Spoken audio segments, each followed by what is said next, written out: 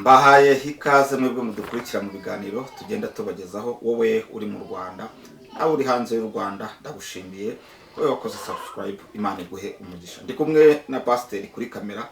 Byishimo, umeze neza? Ni amahoro, turashima Imana. Nubwo tugiye gutangira inkuru ikomeye ndetse iteye n'agahinda ibabaje imbere muri ADEPR, ndagira ngo uyitangirire aho ngaho ubundi tugende n'ikiganiro. Ngira ngo mbere ya byose reka tubanze turebe ubu buhanuzi uyu mugore uyu mukobwa yari yahanuye yazize.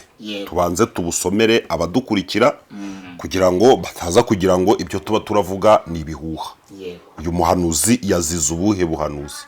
Ese ubu buhanuzi yari akwiriye kubuzira?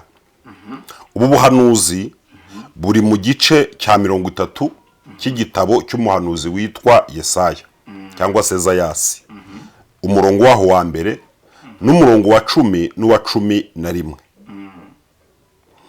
Ku mutwe w'amagambo aranditse ngo kwiringira bisi nta mumaro. Umurongo wa mbere, abana b'abagome bazabona ishyano, niko Uwiteka avuga. Bagisha abandi inama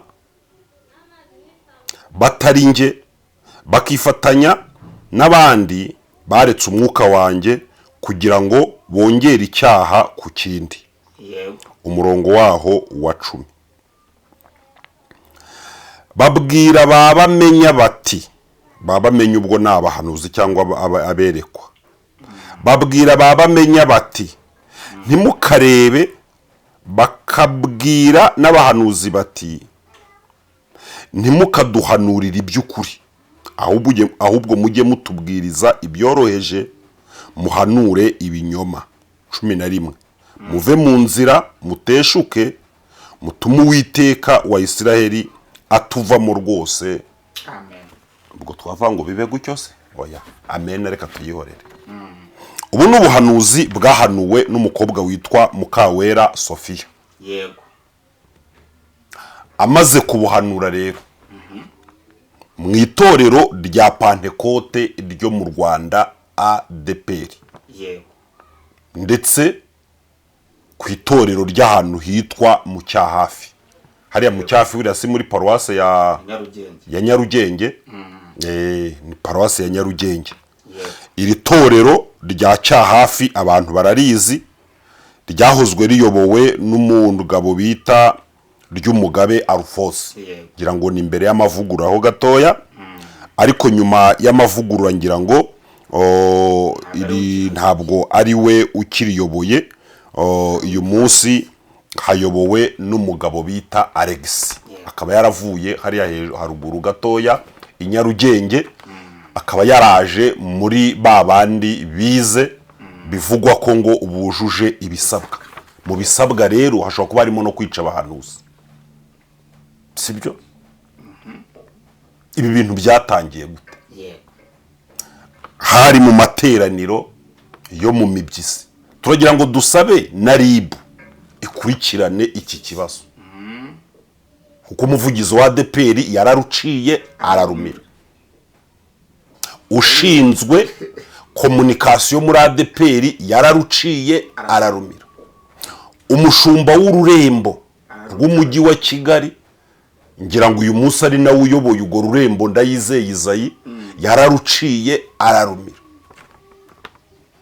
Umushumba wa paruwase ya Nyarugenge, biregeranye, kuva Nyarugenge ujya mu Cyahafi n'urugendo rw'amaguru. Aya makuru arayazi, ntabwo nge Sibomana najya kuyamenya mu majaruguru. Umushumba wa paruwase aya makuru atayazi, yararuciye ararumira. Umushumba w'iri torero rya Cyahafi witwa Feregisi yararuciye ararumira. Amakorari yose harimo na korari ikomeye cyane yahariya mu Cyahafi bararuciye bararumira, bose baraceceka. Ibintu byabaye ku manywa, ambirasi iza gutwara umuntu ku rusengero irahagera. Ambirasi iraza iza gutwara umuntu utagize ikibazo cy'umunaniro, umuntu utaguye muri koma kubera wenda indwara runaka, umuntu wazahajwe n'ibipfunsi, inshyi, imigeri, imirishyo y'ingoma se mu cyafi bavuza ingoma ni za sembare za sembare. Abakirisitu batashye bumiwe, bavuga bati ibi bintu ntabwo bizagira gute, ntabwo bizoroha. Umukirisitu wa ADEPR mbe ewana, ibi bintu biteye agahinda emi, ibi bintu birababaje, ibi bintu birababaje. Ahantu amadini ageze ni ahantu si twavuga ngo haramanuka harazamuka, ntabwo wamenya ahariho, ariko haracuramye. Hari ukuntu ugera ahantu haracuramye, hari ku bitare ukareba hasi mu manga ukabona uwaje haracuramye, haracuramye, unyereye gato rero umanukayo. Amakuru avuga ko amateraniro arimbanije, abantu babiri bagize gutya ngo binjira mu kirere cy'umwuka. Itoro rya ADEPR ntirasohora itangazo ry'uko guhanura bitemewe, ryemera impano z'umwuka wera. Bagira gutya ngo bajya mu kirere cy'umwuka, abari bahari batanga ayo makuru. Muri abo bantu bagiye mu kirere cy'umwuka harimo uyu mukobwa Sofia ndetse n'umuntu w'umugabo witwa Jean Paul. Abantu musengera hano mu cyahafi muze kutubwira muri comment niba Jean Paul w'umuhanuzi mutamuzi. Uyu Sofia, uyu Jean Paul niwe wabanze guhanura. Birashoboka ko ashobora kuba yarahanuye ibintu byiza. Arangije guhanura akiva mu mwuka, uwitwa Sofia nawe ati nduwiteka Imana yanyu, ndacyari kumwe namwe bwoko bwanjye, nimutega amatwi mwumve aya magambo uko mvuze. Aravuze ati Imana iravuze ngo ijambo ryayo muri Yesaya ibice 30 umurongo wa mbere haragira hati, abana b'abagome bazabona ishano kuko Uwiteka niko Uwiteka avuga, bagisha abandi inama atari nge, bakifatanya n'abandi baretse umwuka wanjye kugira ngo bongere icyaha cyabo. Uwa mbere hasa musingira mu izosi. Urabyumva neza? Habarasimbutse aravuze ati umurongo wa 10 ntabwo yari afite Bibiliya. Umurongo wa 10 Uwiteka arababwiye ngo babwira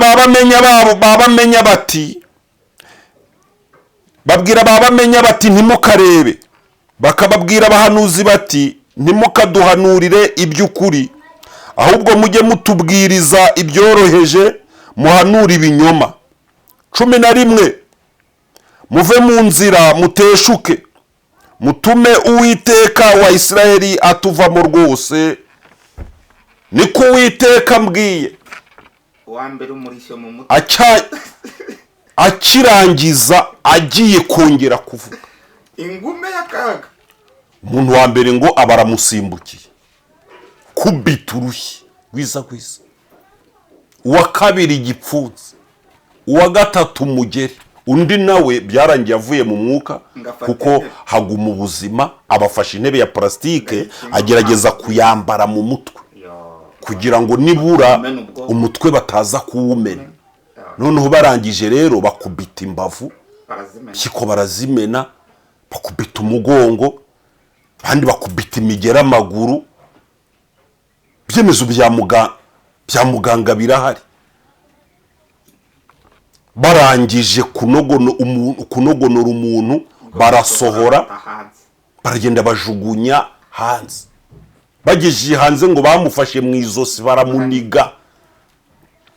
Baravuga bati iri dini si ijyasko, si ijyanyoko, ibyo wigira ujya kubyigira mu isoko no mu muhanda, no ku misozi aho usanzwe uhanurira, nta muntu waguhaye uburenganzira bwo kugira gute bwo guhanura. Wamusaziwe, wamugwayiwe wo mu mutwe wafashwe n'abadayimoni. Ndagira ngo mbaze muri ADP, iyo umuntu yafashwe n'abadayimoni muramukubita? Iyo umuntu yasaze, reka nemere ko Sofia atari umuhanuzi, ari umusazi nk'uko mubivuga. Ese iyo umuntu asaze mu rusengero arakubitwa? Iyo umuntu usafashwe n'abadayimoni murahondagura mukajugunya hanze, barangije bisubira mu materaniro, barakomeza, korali ziraririmba, amateraniro arakomeza, umuyobozi wa gahunda aravuga ati biriya ntibibarangaze, aturiya yasaze, uriya ni imyuka mibi, uriya muzi ko abana n'abadayimoni. Ese umuntu ubana n'abadayimoni akaba afite abazimu, akaba koko afite mubyita ibisazi, ariko n'uburwayi bwo mu mutwe. Umuntu ufite uburwayi bwo mu mutwe mu rusengero arakubitwa. Mumunaniwe kumusengera, nta zindi nzego mwamushyikiriza zikonsoma ingengo y'imari ya leta, zikamwitaho, zikamufasha, bakamuvura mu bushobozi bafite. Ese nongere mbaze, ubu abantu bose baje muri ADPR ari abasazi? Iyo baza kwicwa cyangwa bagakubitwa, ADPR ntago mufite abantu banayifatiye runini binjiyemo ari abasazi? Ntago mubazi? Banakize, batanga n'ibya 10 byinshi n'amaturo, bayoboye n'amakorari, bamwe bayoboye n'isengero, abandi bari muri babadiyakoni, abandi bari muri za komite bayoboye abagore, abagabo b'abajyanama. Kandi wasubira mu itangiriro ry'ubuzima bwabo ugasanga binjiye mu itorero bafite ibyo bisazi, bafite ari abacunye, barataye umutwe. Ubu ni ukwica, ni ugukubita, ni ukumena umutwe no gukebanya imbavu. Hari abantu bagiye kuza badutuke, ibi tuvuga ni mugende muke mu cya hafi mbaza abakirisitu. Ku itariki 25 z'ukwezi kwa gatandatu 2026 inkuru yarahishwe, barayitaba, ariko noneho yagiye ahagaragara kuko nyirubwite bari bazi ko apfuye, noneho yazutse. Ukubita umuntu akagwa muri koma, ntimumuramire kugera ku rwego umuntu mukamuciraho imyenda. Tuzi ko ubundi umuntu yaje yambaye ubusa mu rusengero ubundi bamwambika. Ntabwo iyo ariyo karite ya ADPR tuzi. Oya, ntabwo iyo ariyo karite ya ADPR tuzi. ADPR ni itorero ryaje muri 40. N'umusazi uriyoboye muri kamuguyaguya, ntabwo ariyo mico, ntabwo arizo ntego. Niyo twumvishije imbwirwa, ndagira ngo mbwire abantu bo mu cyahafi, niyo twumvishije imbwirwa ruhame z'umushumba wa ADPR, ndagira ngo mbwire witwa Christopher n'uwitwa Jean n'uwitwa Vincent, bivugwa ko bagize uruhare rukomeye mu kwangiza umubiri w'uyu mukobwa. Iyo twumvishije disikuru y'umuvugizi wa ADPR, ntabwo ibi bintu birimo mu byo avuga mu ntego za ADPR. Harimo gukiza roho n'umubiri. Niba roho yari bananiye, ubwo umubiri ni ukuwica. Umuvugizi wa ADPR aba bana bakurikirana, tuzumve hari ibyemeza aba bantu bafatiwe, kandi hasohoke n'itangazo ryamagana ibi bintu. Ni muperereze mumenye ko ibi bintu ari ukuri. Nyakubahwa mushumba mukuru wa ADPR, bashumba b'indembo umujyi wa Kigali, shumba paruwase, musora itangazo ryamagana iyi myitwarire yaba bakirisitu bo mu cyahafi. Ibi bintu ni mutabikora araba ari imyitwarire ya ADPR. Kugeza ubwo hahamagarwa ambirasi iza ku rusengero, umuntu agahamagara polisi ati umuntu arapfuye, ambirasi kinjira mu rusengero, abantu bakavuga batewe nta kibazo hano cyahabaye, uwabahamagaye ni umuntu ufite uburwayi bwo mu mutwe, ntabwo ari muzima. Yahamagaye polisi akina, abadayimoni turi kumusengera. None se ubu ngubu iminsi yarwaye mu bitaro, ubu dogiteri centre de santé yaramwakiriye imuha transferi imujyana ku bitaro bakira umuntu bamuha igitanda akiryamaho umunsi wa mbere akiryamaho umunsi wa kabiri bamwandikira imiti bamuha impapuro z'uko yakubiswe. Ibi bintu ni scam. Ibi bintu ni scam. Ubu ni ubusikama. Ubu Sofia aritakisha.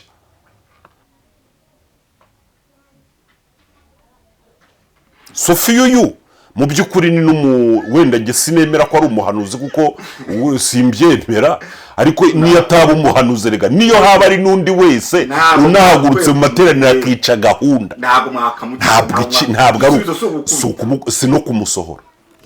Wenda kumusohora niyo bamusohora ngo reka twese bakamujyana muri parikingi muri parikingi se n'imodoka. None se hari urusengero mu Rwanda ni imodoka. Ndi kukubaza bamujyana muri parikingi n'imodoka. Uyu munsi kuvuga ko urusengero rufunguye dushingiye ku tangazo rya RGB n'amabwiriza yayo, uturere n'imirenge n'utugari n'imidugudu bashyira mu bikorwa, kumva ko urusengero rwa Cyahafi rukinguye bisobanuye ko rwujuje ibisabwa. Mu bisabwa rero mu bisabwa hagomba kuba hariho n'amabiro. Habuze ahantu bashobora kujya kumwicaza bakamuganiriza, cyangwa bakamujyana mu cyumba bakamusengera, cyangwa bagahamagara inzego. Twatewe n'umuntu ufite uburwayi bwo mu mutwe, nimuze nimudufashe. Ubu hari urusengero rwo mu mujyi rwa ADEPR rwaterana nta modoka ihaparitse ku buryo uyu muntu bamufasha. None gukubita no gukomeretsa cyangwa kwihanira ntibigize icyaha? Gukubita no gukomeretsa kwihanira. Oya, mu Rwanda itara riraka. Rega hari igihe ukora ibintu ukagira ngo birarangiye, sibyo? Ntago byarangiye. Reka mbwire aba bajama, sibyo? Ntago byarangiye, sibyo? Ntago byarangiye. Sofia agomba kubona ubutabera. Nabo arabushaka arimo agomba kubona ubutabera. Mutekereza ko umuntu ngo afite ubumuga bwo mu mutwe, umuntu wubatse inzu ku Gisozi uretse kwaje kugira ibyago kuko yari mu manegeka igasenywa na leta, ubwo afite ubumurwayi bwo mu mutwe, ugondagonda akagonya afite akibakira inzu ari umukobwa, afite uburwayi bwo mu mutwe. Umuntu ucuruza amajerekani ajya no kuyaranga akagenda yashakisha abantu bacuruza amavuta, ijerekani azirangura 700 800, yarangiza ijerekani akazinyuza mu bantu azigurisha, akamenya guhaha, akagura isabune akarya, akabazaniramo icya 10 n'amaturo. None Sofia ni umusazi. Hayeka n'umusazi, n'umurwayi wo mu mutwe, n'umurwayi wo mu mutwe. Ubutse umuntu urwara mu mutwe ashakisha amafaranga, abo basazi baba ari beza. Ibi bintu ntabwo ari ibintu ngo byahoze hano mu Cyahafi. Ubundi ngo bizanywe n'abanyamashuri. Reka kuko mu buhamya atanga ngo Ryumugabe ngo we bari bamuzi ku bwa Ryumugabe. Uyu ndetse n'abandi bamubanjije, kuko uyu Sofia ngo yageze muri ADEPR hariya mu Cyahafi mu 2018. Urumva hamaze imyaka 8. Umukristo umaze imyaka 8 ku rusengero, ari umunyamasengesho, akaba n'umuhanuzi. Uyu muntu abazwe. None asazuriya muzi. Ariko abanyamashuri ntibashaka. Oya, ntago navuga ngo ntibashaka. Mu kiswe amavugurura harimo no guha umurongo ibi bintu by'ubuhanuzi, ariko babiha umurongo uwo gukubitwa nibawukuremo, sibyo? Uwo kumugaza nibawukuremo, nibavuga ati guhanura ati byemewe, nihagira uhanura bamuhagarike, bavuze ingoma cyangwa bashyiremo umuziki, cyabatangiza indirimbo, cya pasiteri ajya avuga ati biriya bintu uriya muntu ari kuvuga mwere kubyumva, ndi gusaba abadiyakoni ko bamujyana mu biro bakamuganiriza bakamubwira gahunda z'itorero. si byo se? None se uhagurutse ugahanura, pasiteri agahaguruka agafata mikoro akabwira abadiyakoni 3-4 ati nimufate uriya mukobwa cyangwa uriya musore mumujyane muri biro mumubwire gahunda z'itorero. Ibyo bintu yabirengaho se? Ariko kugenda rero n'abantu bagakubita imigeri Parambo ba buriseri bagatangira kubita za mawashi, kandi abantu bakora ibi bintu aba ari abantu bakomeye mu rusengero kandi babazwa bafite n'agafaranga. Ariko reka mbaburire bavandimwe, nuko mwagize amahirwe uyu mukobwa ntapfe, ariko iyo uza gukubita ukajijwa akikubita hasi agapfa, ubu imizinga iba yarabyaye imizindaro. Sibyo? Ushobora gufungwa burundu mu bikorwa utateguye. Kandi nimurebe ibiyo tubivuga ni ukugira ngo murebe igipimo cy'ubupagani abantu bafite. Wundi umurokore ariko uzi ko afata n'umujura wamwibye, use nk'uyu muntu ugukubita kuko wahanuye, uramutse noneho ugeze nko kuri butike ye agafata nk'umuntu umwibye nka biswi, so guhita ahwanya se? Ubusa umwambuye nk'ibihumbi 10 mugahurira mu nzira. Nimurebe igipimo cy'agakiza abakirisitu bo mu 2026 dufite ibintu nk'ibi, bikaba hari umuyobozi uyoboye urusengero, ibintu nk'ibi bikaba hari umushumba ushumbye itorero akaruca akarumira. Azi ko ibintu byahabereye abakirisitu barabihamya, kandi bahamagara bakavuga ati yego, baravuga bati byaranatubabaje, byanaduteye agahinda, byanaduteye agahinda. Ubuhamya bw'abari bahari burahari, ibimenyetso birahari.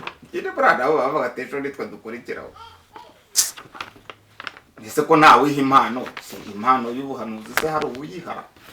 Hari uyiha? Oya, rega nge ntabwo nsimbaraye ku buhanuzi. Icyo bamukubitiye. Reka mbare ko wenda guhanura bitemewe, ntabwo byemewe. Urimo kuvuga ko ubwo wenda bitemewe.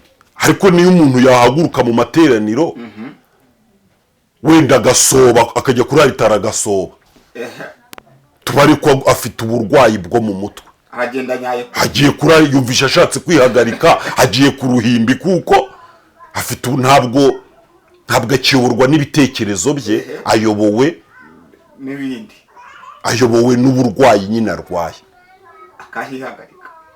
Ese ufite inkoni arahita yegura ajye gukubita ati toka shitani, cyangwa bari butware wa muntu bajye kureba ikibazo agize? Reka twere kureba iby'ubuhanuzi. Wenda iby'ubuhanuzi ADEPR ntikibukeneye, wenda n'uyu mukobwa koko afite uburwayi cyangwa se afitanye n'ibindi bibazo n'ubuyobozi bwa ADEPR, ariko se nko mu rusengero hari mu isoko wenda yakubitwa. No mu rusengero umuntu wabangamiye gahunda z'urusengero cyangwa akabangamira bamwe mu banyacyubahiro b'urusengero agomba gukatirwa ubwo gupfa, agakubitwa kugeza ubwo umuntu uyu munsi kwicara atari kubibasha, harimo kwayura ari kuvuga ati inzara iranyishe, inkoni ziranyishe, meze nabi, ndi gutabaza, nkeneye ubutabera, mu ndengere, nibura bankubise bansubize n'udufaranga twanjye nivuje. Utu dufaranga kuko ibi bintu by'urugomo muzi ko mituweli ntabwo ikoraho, ni ukwishyurira 100%. Ese urumva atararenganye?